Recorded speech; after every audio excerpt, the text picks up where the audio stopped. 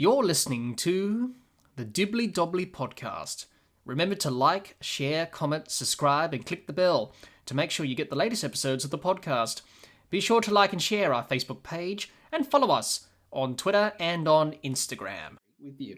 We've finally come to our last topic, Neil. It's been a bit of a marathon, this chat, but I really enjoyed it. And I hope you have as well. Oh, yeah, absolutely.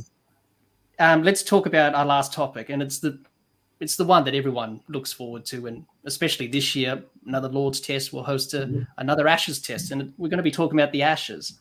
And the Ashes and Lords have a big connection, Neil. We already mentioned it before, the first Test match against England and Australia at Lords was back in 1884. So what can you tell us from that first Test match in terms of a historical point? Well, the interesting historical point about that first Test match at Lords in 1884 is nobody was talking about the Ashes because they'd been forgotten about. Yeah. It was a short-lived joke at the time. I'll recap the story in case some of your listeners aren't familiar with it. But Australia first defeated England on English soil in a Test match in 1882 at the Oval. And it had been a really close finish. England only needed, I think, 85 to win the match, and they fell about 9 runs short. For some reason, C.T. Studd, who was the coming young cricketer in England, had been held back by the captain, Monkey Hornby, didn't come in until number 10, hardly faced a ball, was not out. This is the first man after W.G. Grace to score 1,000 runs and take 100 wickets in an English season, and he did it that year, and again the following year. Why he came in number 10, who knows? Anyway, England fell to a fabulous spell of bowling from Fred Spofforth, and the Australians were cheered all the way back to their hotel on the Strand. And this was seen as being a bit of a shock to the system, even though, as I mentioned earlier, the Australians had beaten an extremely strong MCC side that might well have been called an England side 4 years earlier at Lords in a single day. It shouldn't really have been that much of a shock to the system. Perhaps it was just the media bigging up the story of English failure, as they quite often like to do to this very day. Anyway, a few days later, there was a spoof obituary in the Sporting Times placed by a journalist called Reginald Shirley Brooks. It declared the death of English cricket at the Oval on that day, and the fact that the body would be cremated and the ashes taken to Australia. So this had two elements to it. It was firstly a joke about English cricket having died at the hands of the Australian team, but also cremation was not yet legal in the United Kingdom. And there was a big debate to legalise it, which Reginald Shirley Brooks's father was a leading member of, the campaign group. Of course, this is a time when, during the Industrial Revolution, the Victorian cities of England had expanded massively, and a lot of the graveyards were becoming overcrowded. So there was an impetus behind the idea of finding another way of disposing of dead bodies, which this campaign was feeding into. Anyway, from a cricketing point of view, the joke was what caught off, and the captain of the next England team to go out to Australia that very winter, the Honourable Ivo Bligh, said his team would be going out to defend the Ashes. And the captain of the Australian team, Billy Murdoch, said his team, Bligh would regain the Ashes. Billy Murdoch's team would fight to defend the Ashes for Australia. So the stage was set for the first Ashes series. But before the 3 scheduled tests even took place, the England team stayed at Rupertswood House, Sunbury, Victoria, a little way outside Melbourne, home of Sir William Clark, Australia's first baronet, and his wife, Lady Janet. And while there, they played a scratch match against a team of estate workers on Christmas Eve, which they won. Lady Janet thought that by doing this, Ivo had regained the honour of English cricket and should therefore be rewarded with the Ashes. So she took a little, what we think is probably used as a perfume bottle or an ointment jar. She may have picked it up in an antiquities stall somewhere in Greece or Italy. The Clark family had been in Europe the year before. A bale was burnt from the wicket that was used in the match. And again, this is not something we have absolute definite proof on. We think this is the likeliest story of the many competing theories. The ashes of this bale in the urn were presented to Ivo Bligh as the ashes of English cricket. Now, the joke was still current, and there were probably many different presentations of a similar nature that took place over the course of that tour. But the reason this one meant so much to Ivo was because one of the ladies present was a young woman called Florence Rose Morphy, who was the Clark family governess and music teacher, and he had fallen in love with her. And a couple of years later, they would get married, and she would eventually become the Countess of Darnley and a great friend of Queen Mary. So Ivo kept this particular souvenir when he probably disposed of many others, because it reminded him of the period when he'd fallen in love with his future wife, and it became a treasured family memento. And it was only, after that period, for 20 years, apart from an Australian journalist called Clarence Moody, there were very, very few people talking about the Ashes. I don't think there's a single mention of it in the English press from 1883 until about 1903, when Pelham Warner wrote a book called How We Recovered the Ashes. 1904, because the tour ended in 2004. And when his team had gone out to Australia in 1903, on the same boat had been Countess Darnley, the former Florence Rose Morphy. So he probably picked up the story from her. And this book really reignited the legend of the Ashes. And over the course of the next couple of decades, until Ivo sadly passed away in 1927, the idea of the Ashes as being the representation of the rivalry on the cricket field between England and Australia grew and grew and grew, to the point where he began to appreciate that this little object on his mantelpiece in his study had a significance way beyond his own family, and actually told the story of the origin of that rivalry better than any other object. Yeah. And that was why, at the end of his life, it wasn't in his will, but he told his wife before he died, this should really go to Lord's. And she honoured his final wish and donated it to MCC after his death. And the relationship between Ivo and Florence, I think, is why I always say that it's the story of the Ashes Urn is a love story. And it's a love story between an English aristocrat and an ordinary middle-class Australian girl who never could have imagined she'd become a countess and be a close confidant of the Queen of England. In all her imagination. What a story. So at its heart, it's something that really shows the deep and enduring connection between England and Australia. It's something that should bring us together rather than dividing us in anger and rivalry. Yeah, absolutely. And actually, behind me here, I do actually have a replica of the urn. Excellent. Here we go. There we go. Not quite the original urn, but sort of you get the idea. But it's not badly done. I should stress that whenever you see the end of a series and a captain of England or Australia is holding up what looks like the Ashes urn, it's not the real thing. No, nope, don't worry. We never get players anywhere near that. Even I don't like picking it up when sometimes I have to. Yes, and we'll get to that in a minute. But you usually see teams when they win the Ashes, of course, lift this replica urn, which is close to the real thing. But I like looking at it. It's probably the only thing I'm going to get close to an actual scene of the actual urn, of course. But if I go to Lord's one day, I'll definitely. It's always on display. We sent it to Australia a couple of times for exhibition. Yes, I was about to mention that. 2006-07, it went out for that tour you mentioned earlier, and also 2019-20 went out to Victoria for a couple of months for the That's right, to the State Library of Victoria, which was a fantastic opportunity for us to show it in a non-cricketing context, because it was about the social history of the state of Victoria, and it was displayed next to a suit of armour worn by Ned Kelly, and the reason for that was one of Lady Janet Clark's relatives had been one of the police officials involved in the final shootout, and the suit of armour had been presented to the Clark family. And it's likely, therefore, that when Ivo and the amateurs from his England team arrived at Rupert's Wood House, this suit of armour was actually on display somewhere in the house. So there's a nice connection between those two artefacts, which helped to tell a unifying story. Yeah, absolutely.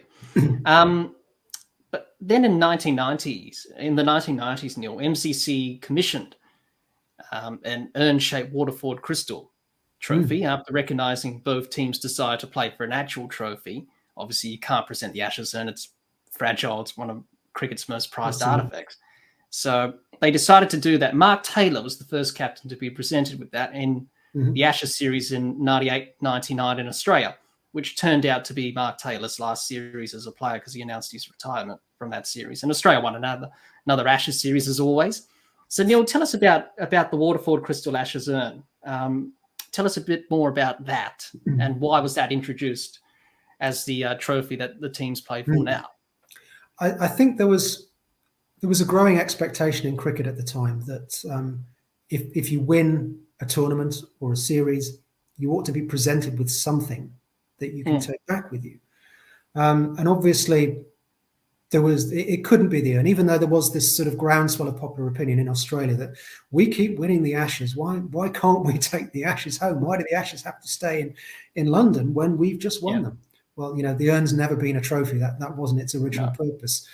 And it certainly couldn't fulfill that function now. It would not survive the frequent travel, as we know from the examinations we've done of it. So the only answer to this question was actually to create something entirely new that could serve as a permanent trophy for the Ashes series.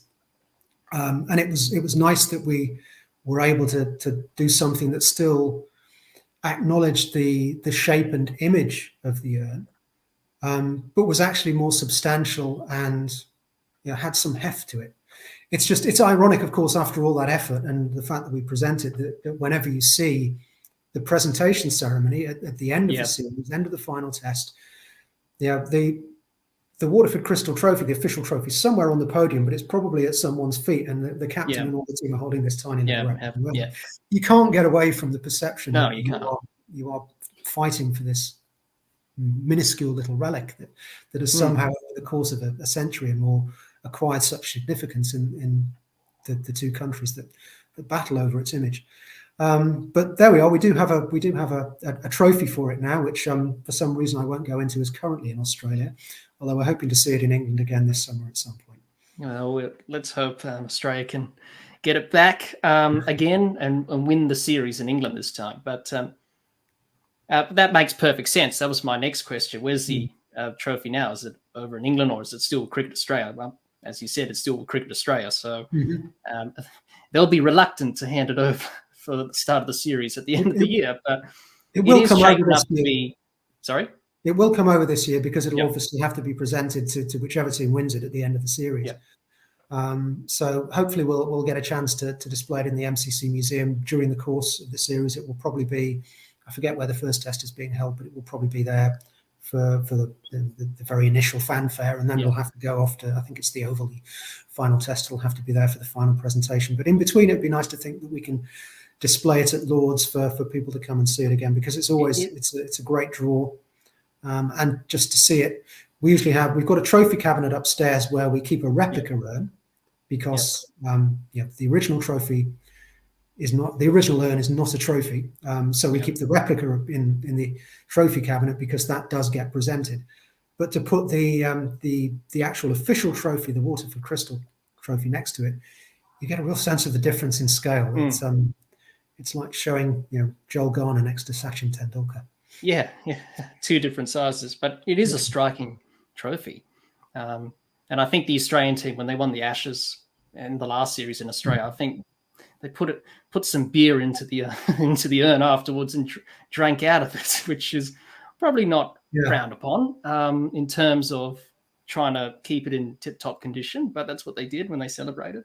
Yeah, there have been a few accidents to replicas over the years, but actually one of my favourite dressing room stories doesn't involve a replica. It was the end of the 2001 series. So we've already got the trophy in place by now, and Australia have just won the series again. But all the same, in the Australian dressing room at the Oval at the end of that match, there's a feeling, okay, we've got the trophy, but there are no Ashes. Why don't we have any Ashes? So Ricky Ponting and Colin Miller took a bale from the match and tried to burn it with kerosene, which didn't work very well. It just ended up rather blackened and charred. So they didn't put it in the trophy as Ashes. Colin Miller took them home and actually created a rather handsome modernist urn for these two blackened bales out of Huon wood and pine, I think, local Australian woods, and placed the two blackened bales inside for safekeeping. So we actually acquired those a few years later at auction. So they're on display at Lord's now as the Ponting Miller Ashes, just one of those funny little stories of cricketers creating their own artifacts when. Yeah, that's right. That leads on to another. You just reminded me about that. We're mainly talking about the men's Ashes, but touch on the women's Ashes, of course. Yeah. And it was at Lord's. A funny story about how they created the women's Ashes. They used a wok from the kitchen. Yep, they had to borrow a wok from the kitchen and some lighter fluid. They burned, I think it was a ball, and the Constitution and Rules of the Women's Cricket Association, which that year had just been merged into the new England and Wales Cricket Board. So women's cricket and men's cricket had a unified governing body in England for the first time. So that was kind of a landmark moment, and the women had an Ashes trophy to compete for the first time. And that's on display at Lord's at the moment. Obviously, that's up for grabs as well this summer. Yes, absolutely. And the Australian women's team just won another T20 World Cup in South Africa, and unfortunately for England, got kicked out by the home side in South Africa, who deserve their place in the final, hosting the T20 World Cup. And it should be another great Ashes series later on it should be. this year. It should be. It's always fascinating when you see both the men's and women's series going on at the same time. And I think in previous years when this has happened, there's been a definite difference in the exposure level. I think we're going to see that being a lot closer this year, because women's cricket, certainly in this country since the 2017 World Cup, which England won, and that was actually one of the best games I've seen, best games of cricket of any format, either gender, at Lord's in my time here. The women's game has really taken off. And actually the interest in it, we could see that even watching people go around the women's cricket exhibition in the museum over the last couple of years. People learning the stories about women's cricket and taking a genuine interest in the history of the game and how quickly it's developed in recent years and who some of the pioneering players have been. That's been really indicative of the momentum that's now behind the women's game, which is really encouraging, because, you know, if you want this game of ours to thrive in the future, why rely on only one half of the human race? Let's get both involved. Yeah, absolutely. And the Women's Premier League in India is going to be exciting next month. Many of the women cricketers have been paid large sums of money, and rightly deserved. They deserve every amount they get paid for. Wonderful, talented cricketers, and no doubt it's going to be a wonderful women's Ashes as well as men's Ashes. I'm sure it will. And what a lot of people may not know is that Australia and England, the first women's test was in the 30s and was played in Brisbane, which England won. In fact, obviously that wasn't contested for the Ashes, of course. It was just a test match between two countries. But hopefully we see a lot more women's test matches in years to come. There's less and less at the moment, but you know, there's still plenty of work to do there. But it's always good to see even the last Ashes in Australia with the women's, that test match in Canberra was unbelievable. It went down to the wire and it was a draw in the end. But, you know, hopefully the test in England will be the same as well. I believe that's going to be 5 days. It's not going to be 4. So that's going to be a great sight to see. And hopefully we see a good test match and a good series. I'm sure we will.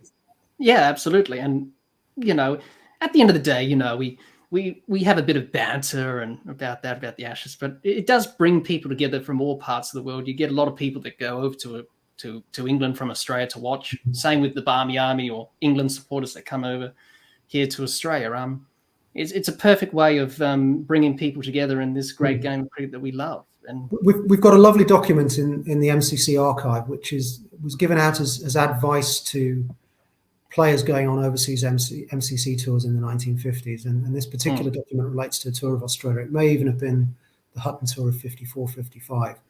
But at one point it says, hospitality is Australia's greatest weapon. In other words, you know, don't eat too much, don't drink too much, because you'll certainly get the opportunity.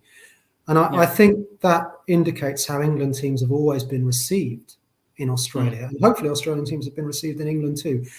Okay, yes, there's been that surface level of, you're going to get beaten 5-0. But underneath all of that, there is the sense of a family reunion of two countries with a shared history and a shared love of this game coming together to celebrate that every couple of years.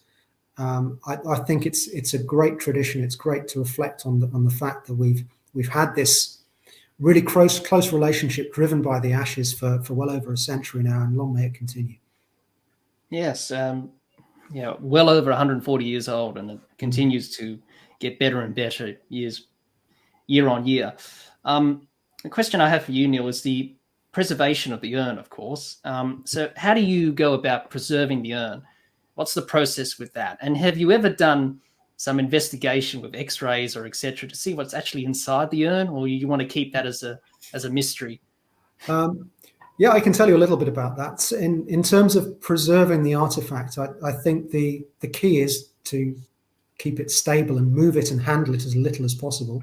Yeah. Make sure it's kept out of direct natural light, because it's got this little poem from Melbourne Punch pasted to the front, and that's quite faded now, and it is, sadly, it will continue to fade. There's nothing you can do unless you keep it completely out of the light, in which case no one can see it.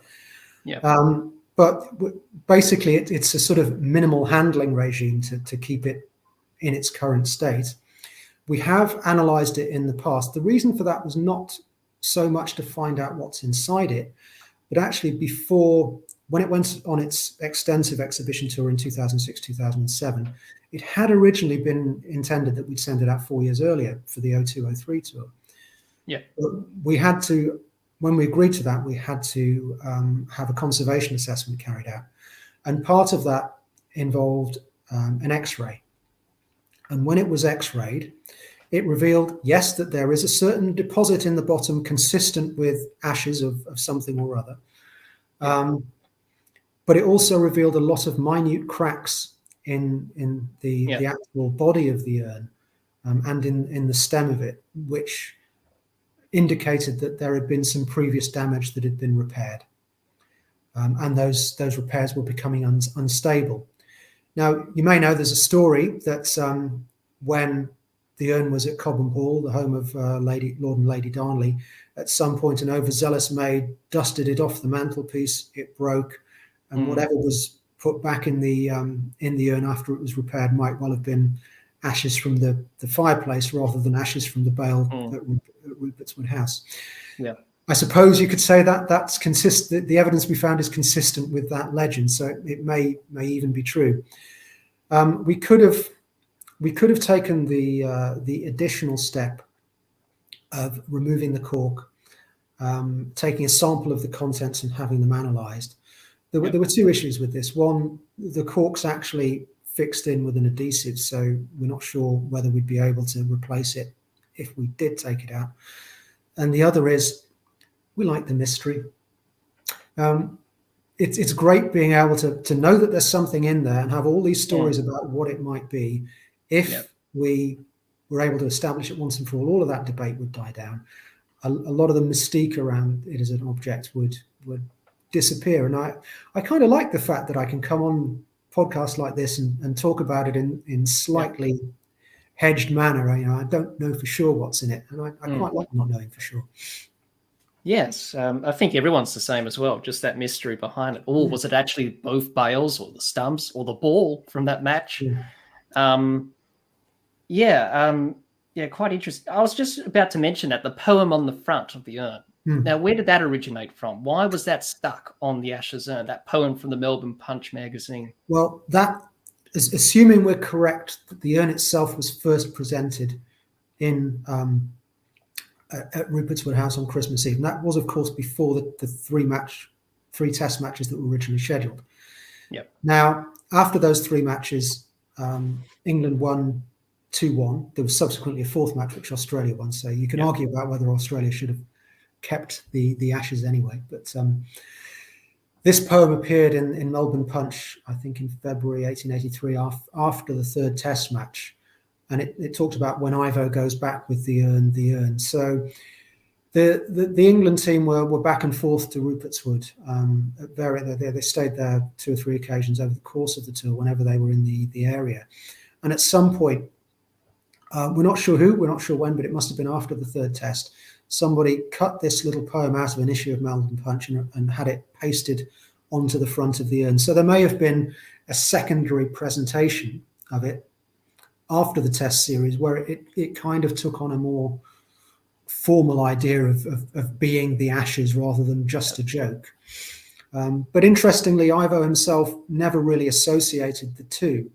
He made a speech at the farewell dinner at the MCG just before the team sailed back to England, where he said he thought the joke had gone on long enough and the Ashes should be quietly buried in a corner of the MCG and forgotten about. Well, he didn't mean the urn. He meant the legend of the Ashes, which to him wasn't directly associated with the urn. The urn was something different associated with him and Florence. Yeah. So, there are all sorts of mysteries about the presentation and representation of the urn and what might be in it. We'll probably never get to the bottom of it all, and that's probably a good thing in my view. Yeah, keep that mystery and that legend behind it. It's quite fascinating listening to you talk about that. I've learned so much from just listening to you about the urn itself. What is it actually made out of? Is it terracotta that we know of? It's a kind of terracotta pottery. If you look at the replicas, which are made out of a kind of resin, they're a little heavier than the original because they're solid. They don't have any sort of anything inside. It's just a solid resin, and they're also a more distinct brown color. So they're a slight brown color. I'm talking about the official replicas here, rather than the ones that you can actually buy in shops, which are plastic of some kind. Yeah. Now, if you look at the original urn, you'll see it has a kind of reddish luster that comes from the original terracotta pottery that no replica we've ever made has ever been able to replicate. It probably wasn't a very high quality object when it was first created. It was probably mass produced.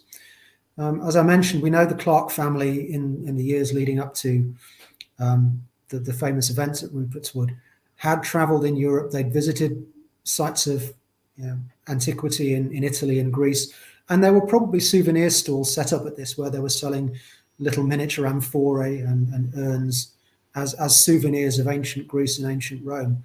So it was probably one of those originally, and there may well have been hundreds of similar objects, possibly without the little handles, which we think are not original, although they are in a very similar material. But whoever made it would never imagined, I'm sure, that this little item would go on to have such a history and such an individual story behind it when it was just a mass-produced souvenir. My former colleague, Glenys Williams, who sadly died a year or so ago, was for many years the foremost authority on the Ashes urn, and she was hoping before she died to kind of produce a fully researched backstory for the urn, but sadly she never had the opportunity to do that. Maybe somebody else can research that and find out where it originally came from and what it might have been used for before it acquired the history we know. Yeah, absolutely. Neil, there's been so many great Ashes moments at Lord's over its long history, over 200 years, as we said earlier. Just to name a few, excuse me, Don Bradman's 254 in 1930, which was his first tour to England. Bob Massey, who took 16 wickets on debut in 1972. Keith Miller, the great all-rounder from Australia, who was a fighter pilot in World War II, took 10 wickets in his last test at Lord's in 1956. Battle of the Ridge test match in 1961, Bill Lawry scoring 130 against Statham and Truman. Glenn McGrath's 8 for 38 in 1997 and his 500 wickets in 2005. And Andrew Flintoff's 5 for 92 in 2009, which was his last test at Lord's. And he announced his retirement from Test cricket. So there's so many Ashes moments in Test matches at Lord's. Neil, what can you tell us about some of those moments? And we'll get to Bradman's 254. We'll keep that separate. So the other moments I just listed there, what can you tell us about those great moments I listed in that short list? Well, I mean, Keith Miller was one of those Australian cricketers who immediately felt at home at Lord's as soon as he came here. He was great friends with Dennis Compton and Bill Edrich. Of course, he played at Lord's for the first time during the wartime matches in 1945, the famous victory tests. Although his best, his really great innings that summer of 185 was was played for the Dominions against England. It wasn't in one of the victory tests. And that was, I think Pelham Warner said that was one of the greatest innings he'd ever seen at Lord's. But I don't think he'd had a lot of success with the ball before 56. So to come back and actually take 10 wickets in the match was, and he was, he'd been a fast bowler for a long time. I guess he was at the sort of Jimmy Anderson stage of his career then, where he probably wasn't as rapid as he'd been in 48 or even in 45. But he was a wily old cricketer, and he still knew how to manipulate the ball, and he knew how to take wickets. And it would have been great for him to make that achievement. I mean, you look at some of the players who've never made it onto the honours boards, the likes of Brian Lara, Sachin Tendulkar. Kumar Sangakkara, I think, did it at the 7th attempt. Ricky Ponting never scored a century at Lord's. Ricky Ponting never scored a century at Lord's. I mean, it's astonishing to think how. And Shane Warne never took a five. At Lord's. How many people have not achieved that? So when you've had a go and you've had another go and another go, and then finally you do it. It's admittedly there were no honours boards at the time, but I'm sure it was still felt to be a great achievement to score a century or take 5 wickets in an innings at Lord's. 10 wickets in a match is doubly good, of course. So, and Keith, of course, was one of the great glamour boys of cricket in that immediate post-war era. He was such a popular figure with the English and Australian cricket fans alike, and we've got a portrait of him in the Pavilion. It's a shame from my point of view that it was painted when he was a very old man, so you don't really get the sense of that vigor and that glamour that surrounded him in his youth. He was a good-looking fella as well when he was a young man. So you can understand why a lot of the ladies of England swooned over him when he was on tour over here. So that was a tremendous feat by one of the most exciting cricketers ever to have set foot at Lord's. The Battle of the Ridge, I mean, I don't recall the details of the match so much in 1961, but the Ridge was one of those. I remember when I started watching cricket seriously in the 1980s, people were still talking about the Ridge, even though everybody at Lord's would say, no, we got rid of that years ago. It doesn't exist anymore, but it was still sort of embedded as a legend. And it was certainly true that if you were bowling from the Pavilion end in the 1960s, the ball would lift more. Or sometimes shoot more. There was a bit of uneven bounce, but the pitch was relayed, and all the analysis that was done on that afterwards suggested that it had remedied the situation. But nevertheless, the Ridge continued to be a legend, right up to probably the end of the 20th century. I remember I'll come back to Bob Massey in a minute, but I remember the Glenn McGrath effort in 97, wasn't it? Because we'd unusually, at that point, England went into every series with a sort of sense of imminent doom. And yet at Edgbaston just before that, Nasser Hussain and Graham Thorpe had put on a tremendous partnership, and England had actually won. And Mark Taylor had been in very poor form at the start of that tour, and there were rumours that it wasn't a very happy camp. And suddenly England had won the first test, having also done well in the one-day internationals beforehand. And we went to Lord's with a huge degree of optimism. And then suddenly Glenn McGrath comes along, and we all know what Glenn McGrath could do. It was impossible to score a run-off, and he was just nipping it both ways off the seam. And all of a sudden, it's business as usual. And in a way, that same feeling emerged in 2005 at the start of that great series, when Lord's was actually the first test match. And again, we went into that with a lot of optimism, and Australia batted first, and England bowled them out pretty cheaply with Steve Harmison bowling fast and cutting Ricky Ponting's cheek with a bouncer, and suddenly thought, we're in this one, we're going to compete. And then Glenn McGrath comes on and bowls, and suddenly it's a heavy defeat for England, and we have luckily England that time managed to recover, but that moment of that test match in 1997 was such a deflating moment for English cricket, and such an invigorating one for Australia, where they realised, we're still on top here. We're not going to lose this series. We're going to just steam through to the end. And it was largely thanks to Glenn McGrath's brilliant spell that momentum was reachieved.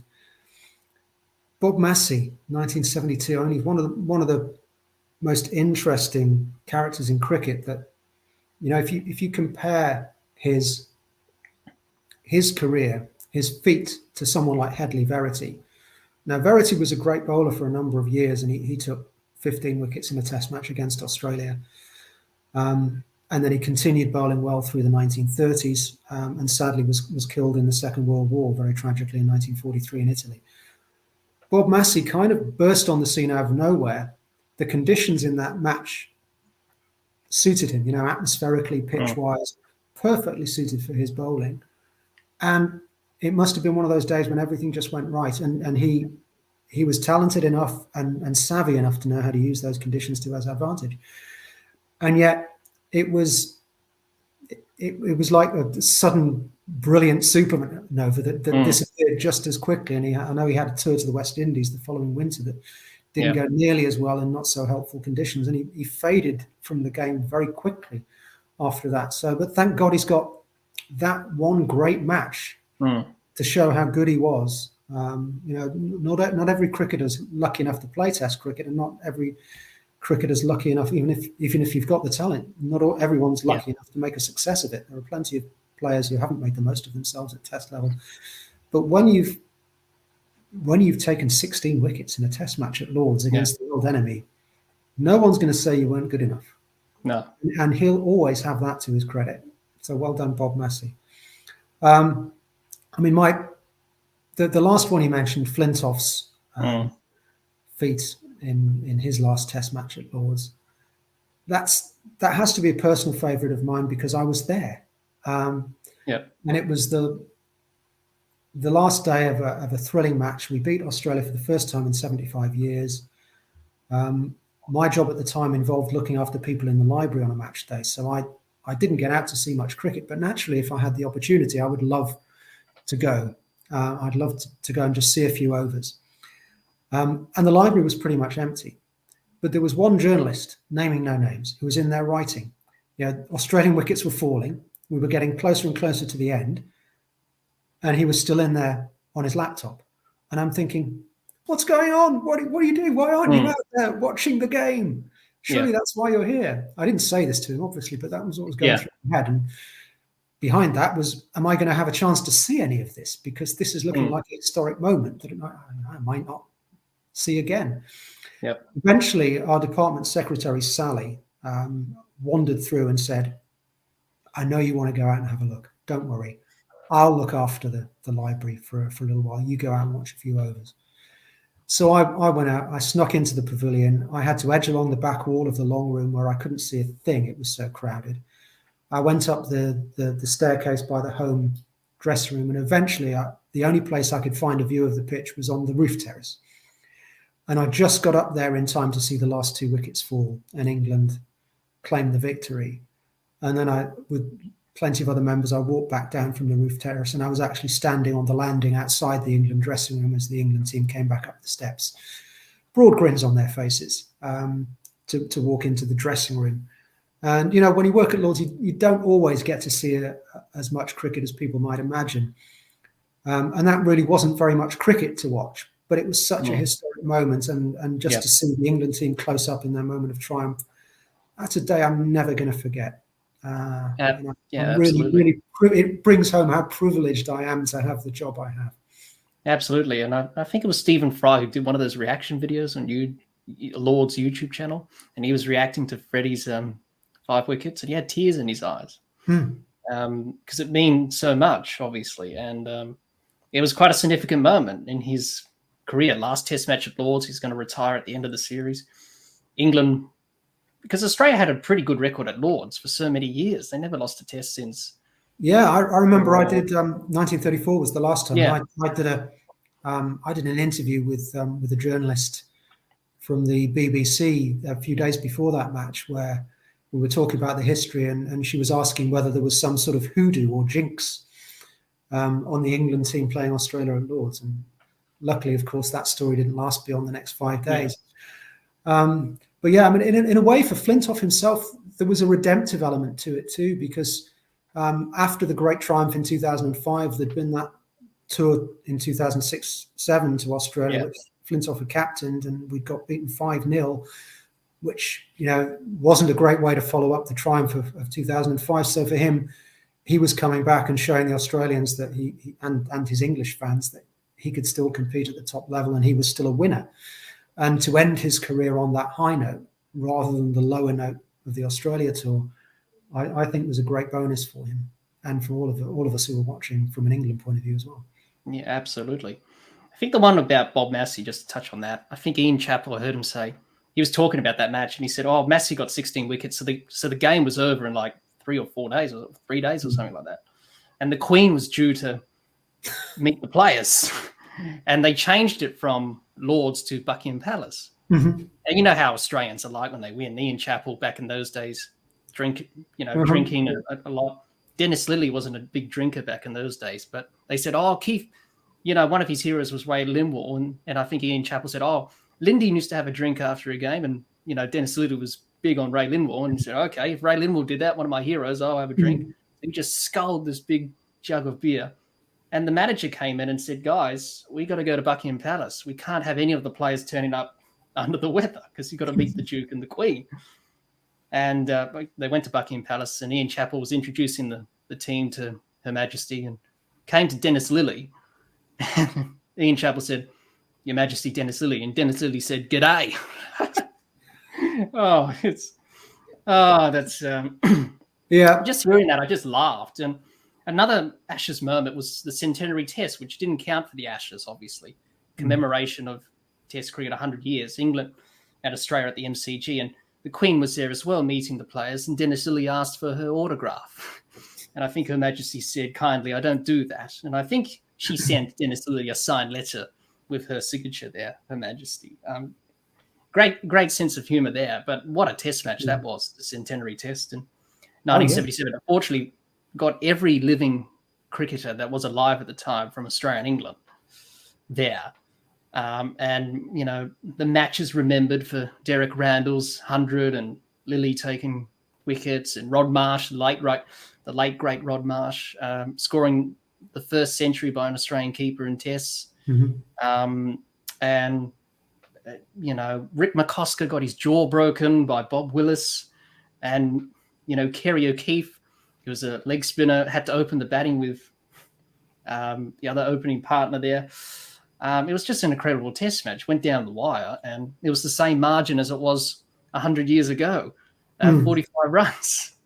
Kind of spooky, but one of the best. It is. It's a spooky coincidence, but a lovely nod to the history. It was that match was commemorating. It's a pity our own centenary test match at Lords in 1980, which commemorated the first test in England, which was at the Oval. We had the centenary test at Lords, but the first match was at the Oval. That was slightly ruined by rain, but people still got to see a great innings from Kim Hughes, who very nearly hit the ball over the pavilion.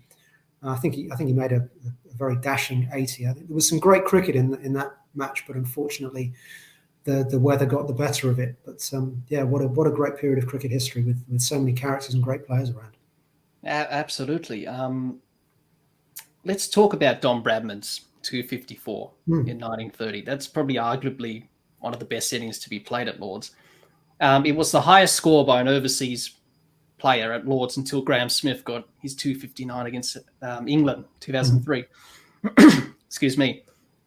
And Bradman said that that innings was one of his best in Test cricket. He said in his autobiography, and I quote, practically without exception, every ball went where it was intended. And, in that series, he scored 974 runs with 4 centuries, an average of 139.14, 974 runs, which is the most for any Test series in the history of the game. No one will ever surpass that. I think Wally Hammond came close to it on a tour to Australia. He got 800 runs or something like that. Mm-hmm. A very fine player himself, Wally Hammond, for England. And he scored 334 in that series at Headingley. He scored 300 of those runs in a day, which is the only time a batter's done that in Test cricket. So, Neil, why is that considered one of the great innings of Lords that Lords has ever seen in terms of Ashes contests? And what was Don Bradman's relationship with Lords as a player and also after he retired? I think in terms of that particular innings, you've mentioned the fact that Bradman himself rated it as probably the best he played. And given how many great innings he did play, that in itself has to be some recommendation. It was the first time he'd played at Lords, the home of cricket. We didn't use that phrase then, but the headquarters of the game. Everybody knew it was the most famous, the most prestigious ground in the world of cricket. And for him to perform like that in his first Test match appearance on that ground is really quite astonishing. And it was, by all accounts, something near perfection as an innings. It's hard to imagine now what a game changer Don Bradman was in terms of batting in that era. And obviously, at the end of that summer, England started to think about how they could cope with Bradman on the forthcoming tour of Australia in 32-33. And we all know what the result was, the bodyline tactic. So that there was something very, very different about Don Bradman. And that innings, even though he'd made more runs at Headingley, the fact that it was just so perfect, there were no errors in it, that can only have added to the impression that Bradman was something akin to a run-making machine. There was something inhuman about him, which I think was a lot of the impression that English cricket came out of that summer with. That it just wasn't. It just shouldn't be possible for a batsman to be so invulnerable, to make runs so easily without seeming to take any risks. And it's you read the accounts of the time from people like Neville Cardus, and it is remarkable to think the impression that he made on the game of cricket changed the game of cricket in one short summer. And obviously his career went on like that, even though he averaged only just over 50 in the Bodyline series. That was a blip. Overall, his career, he was averaging about 100, just dipped below it slightly at the end. And obviously he became one of Australia's first national heroes in any context. I mean, his emergence as a national hero was probably, it happened at the same time that there was a growing sense of national identity in Australia, that the country was more than just a British dominion on the other side of the world, that it had its own identity, its own culture, it was building its own history. And Bradman was part of that. He gave Australians something to be really proud of, because he was unarguably the best in the world. Yeah. And he was an Aussie, an ordinary Aussie guy, not from any special family or anything. He was just an ordinary Aussie guy.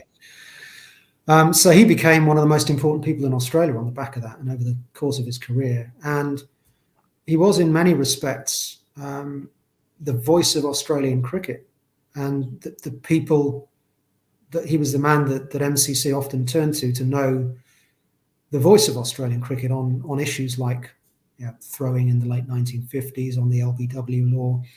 And because even though he had a separate career as a stockbroker, he never lost his connection with the game. He continued to be involved in its administration. He did a stint as a journalist and famously sat in the same press box as Douglas Jardine at one point, not long before Jardine's death. I gather they didn't speak to each other, which doesn't surprise me.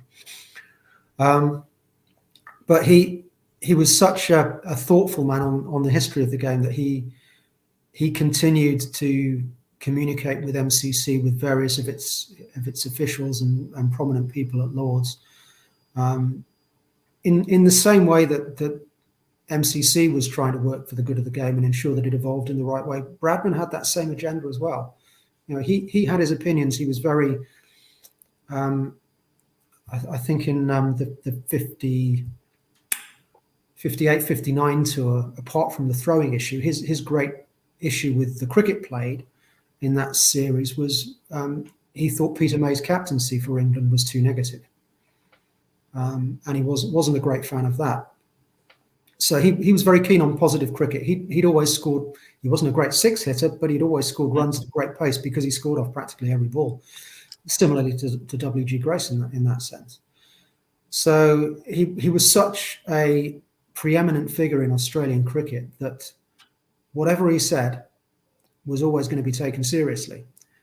And in the same way that in a later generation, Sir Geoffrey Boycott became a figure of, because he knew so much about the science of batting and how to play the game. Bradman's similar level of knowledge on that and his terrific record made him somebody whose opinion you could not ignore. And his continued involvement with the game and its major issues only reinforced that. Yeah, absolutely. And he had a song written for him, Don Bradman. Don Bradman is any good? Yeah. Yeah, which is a nice song. I've listened to it many times. It's quite a catchy tune because they idolized him. And I guess he sort of got sick of that at the end of his career. And when he retired, he was over that adulation because he lived it all his life. He just wanted to live his life quietly and still answer letters. He used to write to people and they used to send him stuff. He invited cricketers that went to Adelaide for the test match. He would invite them to his house for tea or some sort of function. He invited Tendulkar and Shane Warne to his 90th birthday party at his house just to have a photo opportunity and that. So he was quite a remarkable person. He was. Bradman. And the parallel with Tendulkar, you mentioned earlier that there was a suggestion, particularly from Lady Jessie Bradman, that Tendulkar was a little bit similar in terms of how he batted to Don himself. I think there is another parallel in the level of fame that those two cricketers enjoyed in their native countries, and it must have been very difficult to cope with that. Never being able to go anywhere unrecognised. Unlike Jim Laker, as you mentioned earlier, Don Bradman couldn't have sat in a pub enjoying a pint and a sandwich without being mobbed, either in Australia or in England. And I think Sachin Tendulkar endured something similar in India because his popularity was so great and his recognisability was just so universal. So it's a tremendously hard thing for sportsmen to deal with when they reach that level of eminence. That the fame that comes with it must be very, very difficult to cope with. Yeah, absolutely.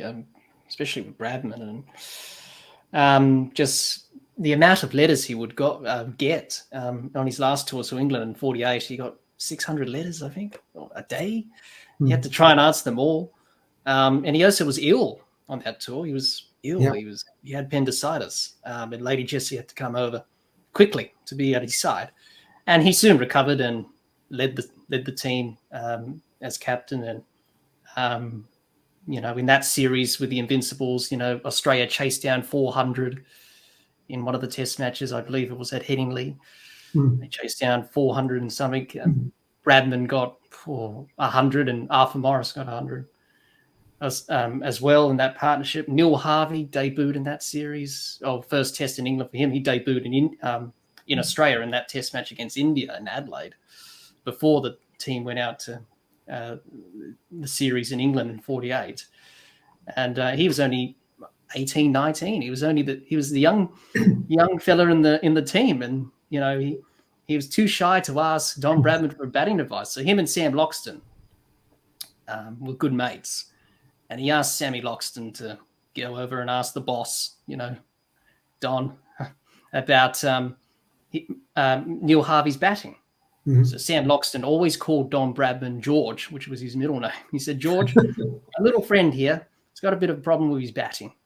Can you help him out? And then Sir Donald gave the advice to Sam Loxton, and Sam Loxton said to Neil Harvey, keep the ball along the ground, he said. That's the best advice he got from Don Bradman, and it worked. He got a century in that test match at Headingley, I believe, if my memory serves me correctly. So even to his teammates, he was imposing as a figure. And even for Neil Harvey, the youngest member of the group, not to go and speak to him face to face was... it was interesting listening to Neil Harvey, who is the last member of the Invincibles. He's well into his 90s. He's still going strong. I've heard him do some interviews on podcasts with people talking about his career and especially talking about Bradman and the Invincibles. So Don Bradman had that sort of imposing figure to his teammates as well to many people of the opposition and also world cricket, which is unbelievable. A truly remarkable person who lived a remarkable life. And Probably the closest to him in this modern era is probably Steve Smith, averaging 60 plus. He's probably mirroring Bradman's feats. Obviously, you can't be exactly like Bradman, but many of his records will not be broken. Like 974 runs in a series won't be broken. Averaging 99.94 won't be broken. It's hard to imagine. You can never say never with absolute certainty, but it is hard to imagine those records. Yeah, it is. It's hard to imagine. Even though Sachin Tendulkar played more Test matches than Bradman, of course, different era. Of course, Bradman only played 50 Test matches because the war, obviously, and there was a bit of sort of encouragement to get cricket on after the war, especially in '46. The Ashes were contested and they wanted to get cricket started again. And Bradman thought, well, I don't really want to play, I'm sort of towards my end. But okay, for Queen and Country, well, King and Country back in those days, we might as well do what we need to do for the Empire. So they did. And he did that.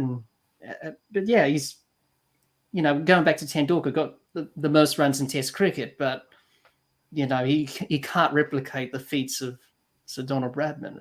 It's very hard. I always don't like it when we make comparisons. You mentioned Harry Brook earlier.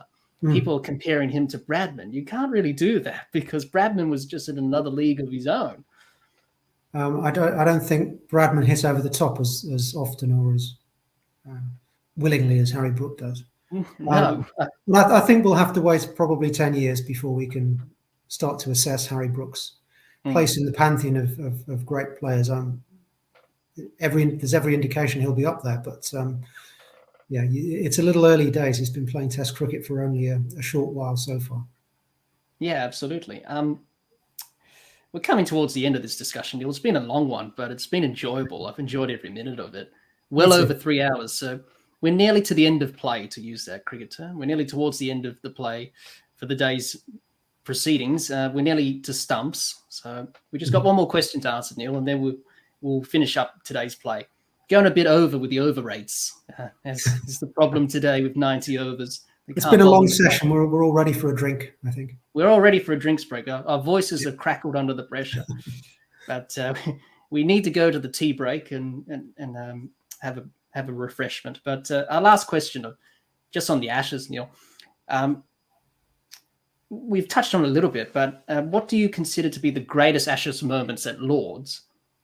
And the greatest Ashes moment in history, because there's so many, like Ian Botham's heroics in 1981 at Headingley when England were following on. He scored 140 odd with Graham Dilley at the other end, who sadly passed away. Brilliant partnership. Bob Willis, the late great Bob Willis, took 8 wickets. People thought he was on drugs, but he was just in the zone. He just took 8 wickets. And then Lillian Marsh put a bet on 500-1 with the electronic scoreboard, first time there at the ground. And they got some money because England actually won. And then the next test of that series, Ian Botham got 5-1 in one spell.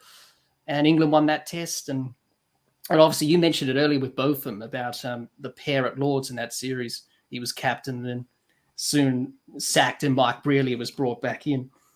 He was a very good people person. He was a very good captain, Mike Brearley. And they brought him back for that. Even though it didn't count for the Ashes, but the centenary test was a good moment as well. Many great moments like Amazing Adelaide, 2006-7. That test match that went down to the wire. Shane Warne bowling from one end at the cathedral end of the Adelaide Oval, which is the scoreboard end. And he bowled one session straight from that end.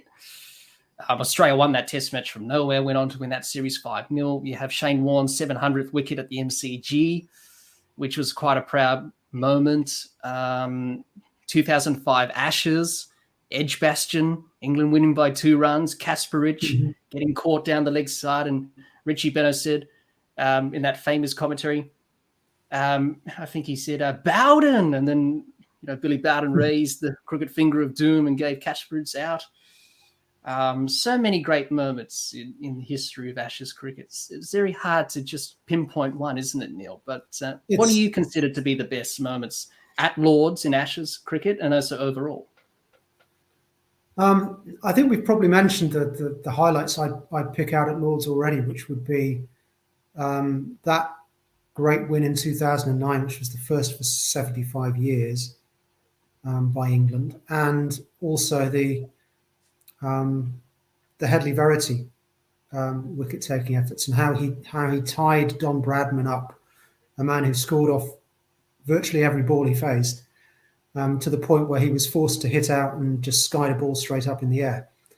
It's just astonishing to think, however friendly the conditions might have been to the bowler, how much skill and concentration and match awareness it would have taken to achieve that against the best batter the world's ever seen. So Headley Verity's wicket-taking haul in 1934, I would say, is definitely one of my greatest moments at Lord's. Probably Ashes or in any other sense either. Yeah. Away from Lord's, you just mentioned the Edgbaston win in 2005, which I remember watching on television. And I actually had, I was just watching the highlights from Wellington a couple of nights ago, and the denouement there was bringing back all sorts of memories, good and otherwise, of the tension as that match came to a conclusion.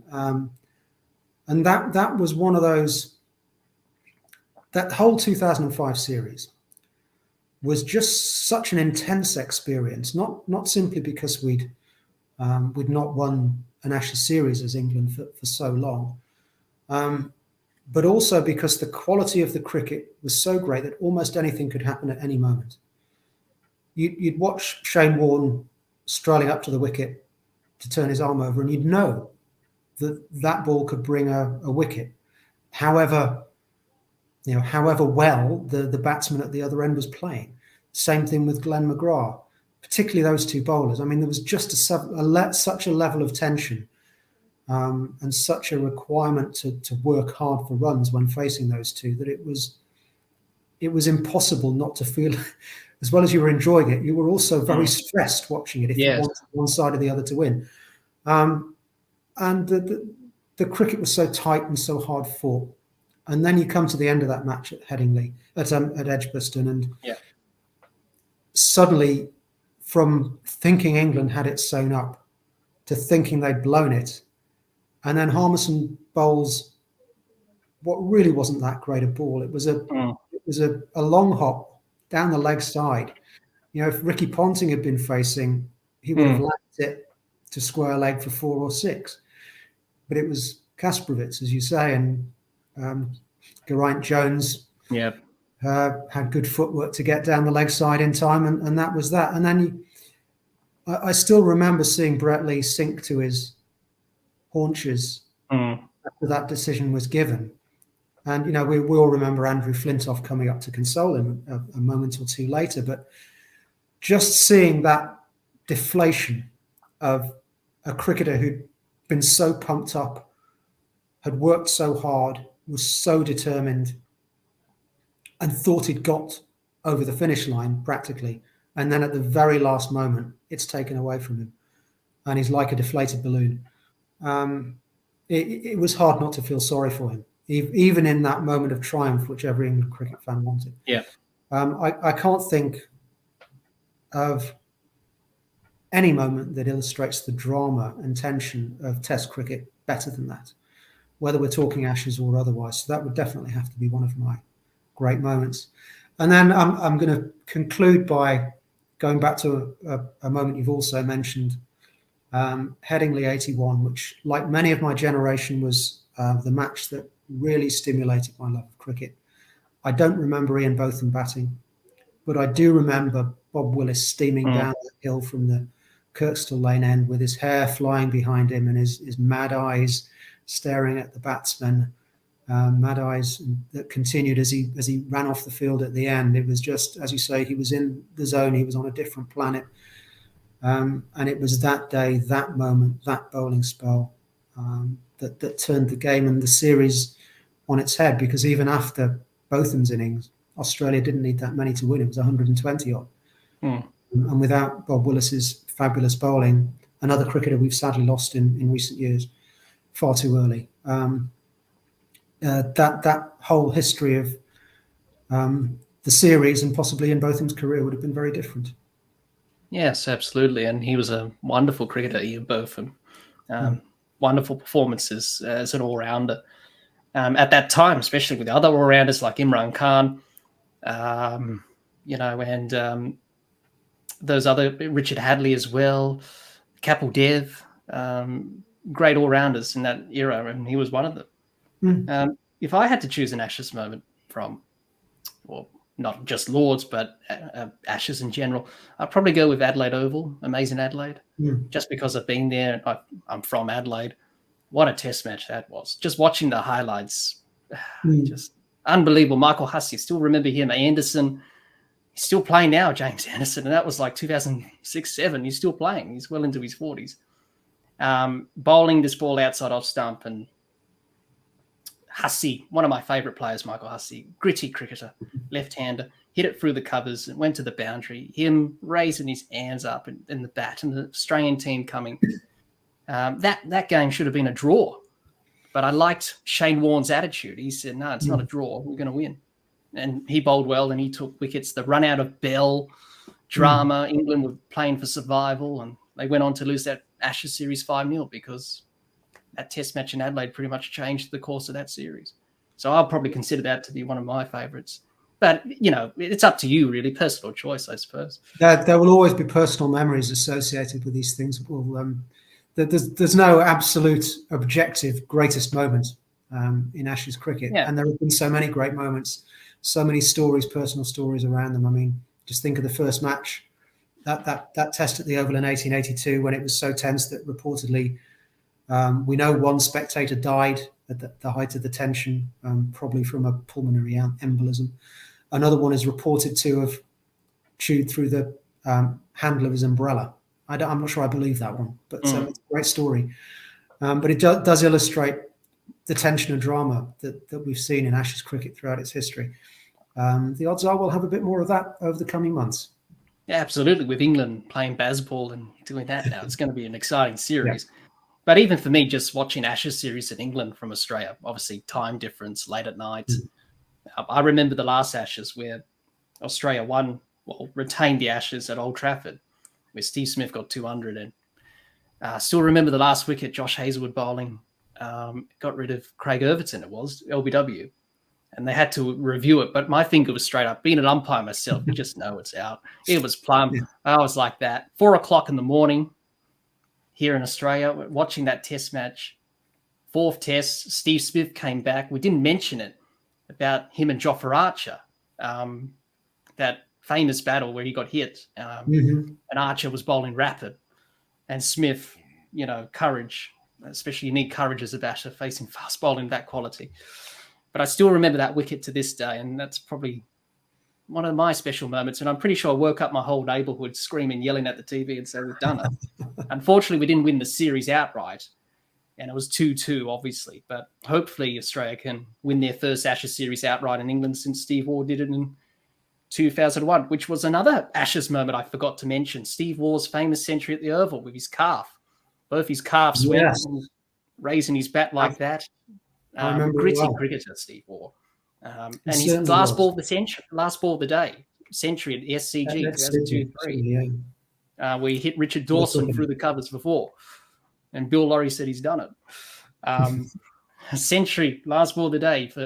And he was under pressure at that time, Steve Waugh, as well. That could have been the end of his test career. That could have been his last test, but he played on for another year and retired against India the next summer. But so many Ashes moments. 1989, when Australia came over. Don't remind me. The 1-4-0 on the best of 6. And they said at the time in the press in England, the worst Australian touring side to tour England. That's always a bad move. That's always a bad move when you say that. You're setting yourself up. They went on to win 4-0 with Alan Border and Bob Simpson, really turned that Australian team around and started the dominance. There's so many Ashes moments over the years. I think I remember one, the Fazarium situation. I think that pitch that had Fazarium on it, and Derek Underwood took wickets. Yes, that was 1968, wasn't it? I think. Yes, there was a bit of Fazarium on the pitch, a bit of a fungus. The outfield was lush and green, and the pitch was like this dark, sort of dry color because apparently the groundsman said, "Well, has a fungus, Fusarium. And he was deadly. Well, that was his nickname, Deadly Underwood. It was indeed. He was more of a medium pacer who can bowl spin, but if you put him on a wet wicket with a bit of moisture, geez, you could run through sides like that. And he certainly did that to Australia in that Ashes series. He was a great bowler. That combination of Underwood and Knott took an awful lot of wickets for England and Kent. Yes, a pretty good keeper, Alan Knott, as you mentioned. Pretty good keeper for England. And so many great players that have played in the Ashes over the years on both sides. It's just oozing with history. Well, Neil, thank you so much for joining me today. I know it's been a long chat. We've nearly spoken for over 4 hours. So this episode's going to be a multi-part episode, that's for sure. But thank you so much for agreeing to come on and speak about Lord's history, the MCC, what you do in the museum. I've learned so much from listening to you speak. And I hope everyone has gained something from this episode that we've done with Neil today. And I hope you can take out something about Lords that you didn't know before. But Neil, just to finish off, what advice would you give to anyone who wants to get into this field of being a cricket historian? What sort of advice would you give to budding young cricket historians like myself? I would say join a society like the ACS or the Cricket Society. Become a member of a cricket-loving community. Get to know people. Read all you can about the history of the game. Find an area that particularly interests you. You know, I wrote a book a few years ago about the summer of 1988 when England had 4 captains in a series against the West Indies. And the reason that came about was because I was researching something completely different. And I actually read an interview with Peter May, the England chairman of selectors, just after he'd taken over as chairman of selectors in 81. And he picked Keith Fletcher to captain a tour to India. And he was asked by Christopher Martin Jenkins for a cricketer interview. You just picked Keith Fletcher. He's 37 years old. He hasn't played Test cricket for 6 or 7 years. Is this a long-term appointment? And Peter May said, well, of course. There's no point chopping and changing. And I immediately thought, well, how do you get from that to 4 captains in a summer? And I looked around and I realized no one had written a book on it. And there are bound to be other opportunities. I mean, Ashley Gray wrote The Unforgiven, one of the great cricket books of recent years about those West Indian rebel cricketers who toured South Africa. Great book about a fascinating subject. Nobody had thought to write that before. Well, I tell her I had actually thought to write it before, but I'd never got around to it, and Ashley beat me to it and did a very good job. So there are those stories out there waiting to be discovered and told by a new voice. If that's what you want to do, don't expect to make a fortune out of it, but you'll have a very rewarding time if you dive into this area of cricket history. You'll meet lots of interesting people. You'll become part of the cricketing family more than you are as just a spectator, and you won't regret doing so, I'm sure. Absolutely. Go out, do a bit of research, and find out what this great game has in store, because there's so many stories to be told and discovered, and you get a real buzz from doing that. So thank you for that, Neil, for those kind words and wise words with that advice there. So Neil, if people want to visit Lords in terms of the museum or a tour, or see the museum or experience what Lords has to offer, where should people go in terms of inquiring for that? You can visit our website, lords.org, and you'll find details of how to get on the Lords tour through that. You can also, if anyone wants to research in the library, you can just email us at the address I gave earlier, mcclibrary@mcc.org.uk. If you happen to be in the ground at Lords for the Test match during the summer, the museum will be open, free entry from gate opening until just before the close of play. Come along, have a browse. I'll probably be in there myself. You can come and talk to me. You can come and talk to one of my team. Where we've got a very knowledgeable group of people in there who can help to tell the stories of the exhibitions and the objects that are on display, and just come and soak up the atmosphere. Absolutely. No doubt you'll be busy this summer, of course. I believe Ireland are playing a test match at Lord's. Yep, we've got Ireland at the start of June and then Australia at the end of June. So it's going to be a very, very busy period that month. And then we'll have a little break in July, and then we've got the 100 coming up in August, which is always a major event now. Yeah, absolutely. And it hosts the final of the 100 as well, which is quite a... Yeah, we've got 100's finals day as well. And one of the great things about that is you get a double header, which is the women's game and the men's game. And you get a great crowd for both, with a lot of young people in, which is encouraging to see.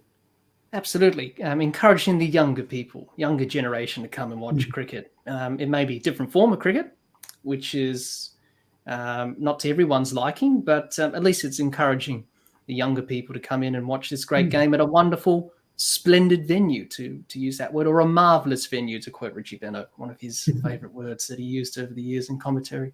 But thank you so much, Neil, and thank you everyone for watching or listening to this very long discussion with Neil to talk about the history of Lord's Cricket Ground and the MCC. I've certainly learnt a lot today, and hopefully everyone's learnt a lot as well. So thank you, Neil, once again for joining me. Thank you, everyone, for watching and listening. Until next time, keep safe, and bye for now. Bye. Hi, everyone. Hope you enjoyed part 5 of our historical series episode, looking back at the history of Lord's Cricket Ground and the MCC with Head of Heritage and Collections, Neil Robinson. I hope you enjoyed listening to Neil and I talk about the Ashes.